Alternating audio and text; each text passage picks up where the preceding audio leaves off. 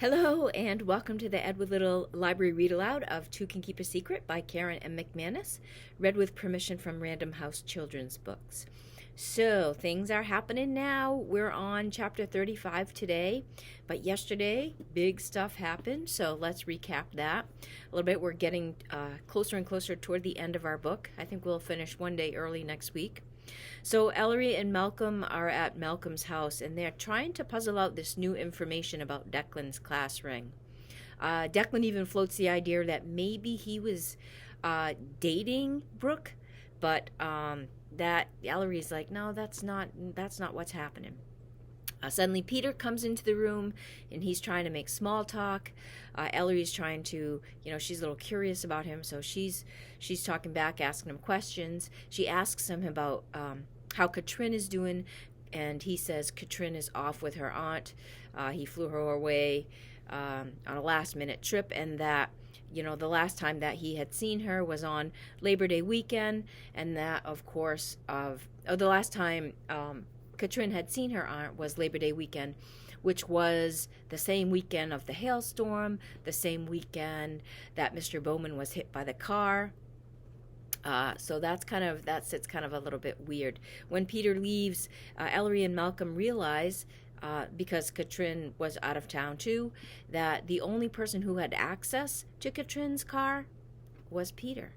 But Malcolm knows that Peter wasn't around either, because Peter was supposedly in Burlington, Vermont, visiting a friend of his called, his name was Mr. Coates. So Malcolm uses the pretense of trying to get a job, or kind of like an internship for Declan, to call Mr. Coates and just ask him if Peter was with him having dinner on Labor Day weekend. Of course, Mr. Coates says no, he hadn't seen Peter in months. So that's kind of shocking. And Ellery and Peter, Ellery and Malcolm, they can't even believe that possibly that leaves Peter to be the one that was sneaking around with Brooke. So they're going to report this because they're convinced that Peter is now the killer, that he killed Brooke because of something. And even when, if you remember back in the couple chapters ago, when Katrin said Brooke came out of the bedroom one night when she was sleeping over, and she had assumed that he had went to see Malcolm, she had actually probably gone to see Peter. So they're going to call Officer Rodriguez about all of this information, when suddenly the door flies open and Peter has a gun in his hand. Ooh. So that's where we left off. Peter re-enters the room, has a gun. This chapter is narrated by Malcolm, and it's Thursday, October 10th. All these weeks of wondering what the hell was happening around town, it somehow never occurred to me that the guy I trust least of anyone might be involved. I'm an idiot, and Ellery sucks at solving true crime. But none of that matters right now.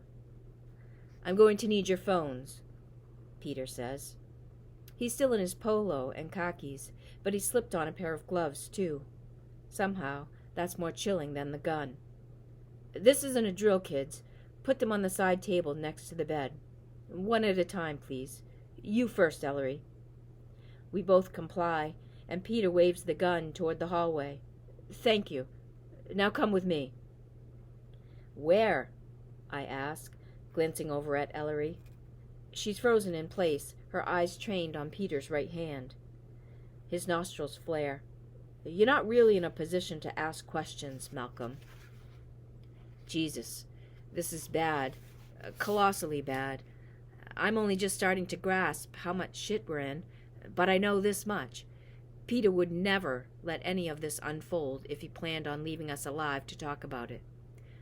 Wait, I say. You can't. Look, it's too late, all right? We found the receipt from Daly's Auto and gave it to the police.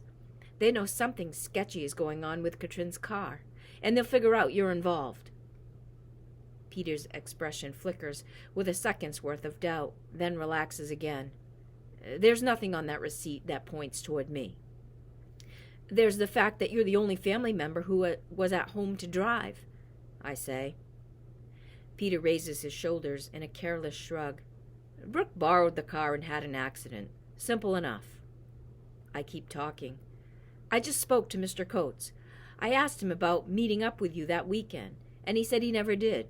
He knows you lied." "I listened to every word you said, Malcolm. You told him you must have heard wrong." "Mom was there when we talked about it," I say, hating the desperate edge that's crept into my voice. "She'll remember. She'll know something is fishy." "Your mother will remember whatever I tell her. She's a remarkably compliant woman. It's her greatest asset." I want to kill him then, and I think he knows it. He takes a step back and lifts the gun so it's pointed directly at my chest. I strain to keep my expression neutral as my brain cycles through every possible reason why it's too late for Peter to get away with another murder. Officer McNulty was there when Katrin said Brooks snuck out during a sleepover to meet up with somebody in this house. If she wasn't coming to me, it had to be you. If you're not here, there's no reason for anyone to think it wasn't you, Peter points out. Shit. I wish Ellery would snap out of whatever trance she's in. I could use another brain working right now. People are going to question another murder, another couple of murders, especially if your stepson is involved. First your daughter's best friend, and now me. This is going to come back on you, Peter, and it'll be 10 times worse when it does. I agree, Peter says. He looks completely relaxed, like we're chatting about baseball scores or the latest Netflix series. Not that we've ever done either of those things. Now is absolutely not the time for anyone even remotely resembling a homicide. I have to insist you come along, though. Downstairs. You first, Ellery. Hope pulses through me, even though the coldness in Peter's eyes tells me it shouldn't. I contemplate lunging for him, but Ellery's already moving toward the hallway, and he has the gun trained at her back.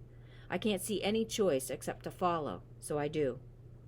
All the way to the basement, Peter says. He keeps his distance as we troop down 2 sets of stairs.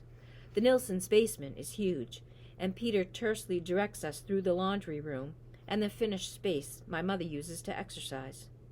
The past week flashes in front of my eyes as I walk, torturing me with everything we missed. There's so much to regret that I scarcely notice where we're headed until the biggest revelation of all hits me. When it does, I halt in my tracks. I didn't tell you to stop, Malcolm, Peter says. Beside me, Ellery pauses. I turn slowly, and she does too. Cold sweat coats my face. Declan's class ring, I say. You had it. You dropped it near Brooks' body in Huntsburg. And? Peter asks. Declan never got the ring back from Lacey. She still had it when she died. She hadn't stopped wearing it. You took it from her because you... I hesitate, waiting for some sort of signal that he's affected by what I'm about to say. But there's nothing on his face except polite attentiveness. You killed Lacey, too. Ellery draws in a sharp, shocked breath, but Peter just shrugs. Your brother is a useful fall guy, Malcolm. Always has been. Did you? Ellery's eyes are locked on Peter's face. She tugs at the silver pendant around her neck, so hard I think she might break it. Did you do something to my aunt, too?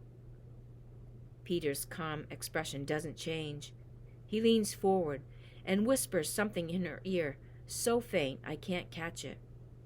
When she lifts her head to look at him, her hair tumbles across her face, and all I can see is curls. Then Peter raises the gun again, so it's pointed directly at her heart. Is this a thing with you, Peter? I'm so desperate to get his attention off Ellery that my voice bounces off the basement walls.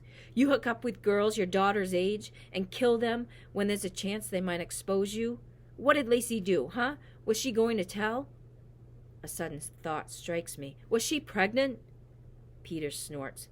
This isn't a soap opera, Malcolm. It's not your business what happened between Lacey and me. She overstepped. Let's leave it at that. The gun swings toward me. Move a few steps backward, please. Both of you. I do it automatically, my thoughts tumbling and swirling so much that I barely notice we're standing inside a room. It's in the farthest corner of the Nilssons' basement, piled high with sealed cardboard boxes. "This is the only room in the house that locks from the outside," Peter says, one hand gripping the edge of the door. "Convenient." He slams the door shut before I can react, plunging the room into darkness. I'm at the door seconds later, first twisting the doorknob, then pounding so hard that my bruised ribs flare with sharp pain. "You can't just leave us," I yell against the thick wood. "People know Ellery is here. Her grandmother dropped her off." "I'm aware," Peter says. There's a sound of something heavy being dragged across the floor, and I stop pounding so I can hear better. "Are you familiar with how a portable electric generator works, Malcolm?"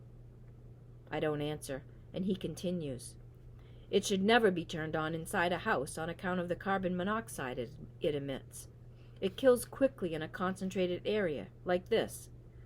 I'm not sure how this got switched on, but, oh well.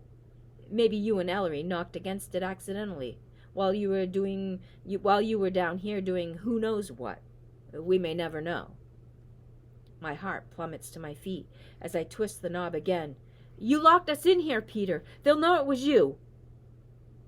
"I'll be back in a little bit to open the door," Peter says casually. "I'm afraid I won't be able to stay long, though. Wouldn't want to meet the same fate. Plus, I need to head to the grocery store. We ran out of popcorn." A humming noise starts outside the door, and Peter raises his voice. "I'd say it was nice knowing you, Malcolm, but, quite honestly, you've been a nuisance from the start. All things considered, this has worked out fairly well. So long." His footsteps recede quickly as I stand at the door, my head reeling and my heart pounding. How did I let it get to this point?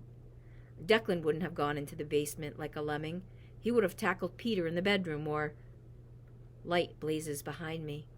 I turn to see Ellery standing by the far wall with her hand on a switch, blinking like she just woke up. She goes back to the center of the room and kneels down in front of a box, ripping a thick strand of tape from its top. She turns the box upside down and dumps its contents on the floor. "There has to be something in here I can use to pick the lock." "Right," I say, relief flooding through me. I join her in tearing through the boxes. The first few are full of books, stuffed animals, and wrapping paper. "I'm sorry, Ellery," I say as we tear open more boxes. "I'm sorry I invited you over here, and that I let this happen. I wasn't quick enough." "Don't talk," she says shortly. "Save your breath." "Right."